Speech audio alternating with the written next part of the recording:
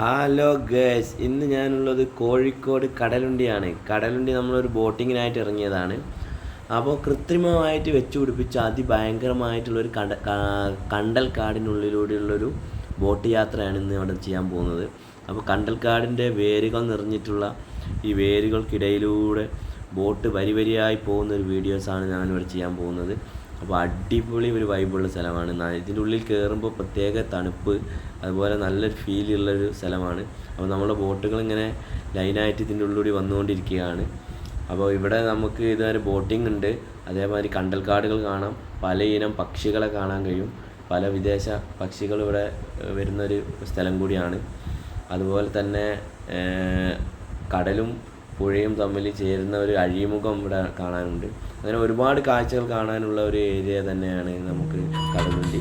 അപ്പോൾ എല്ലാവരും മാക്സിമം ഇങ്ങനെയുള്ള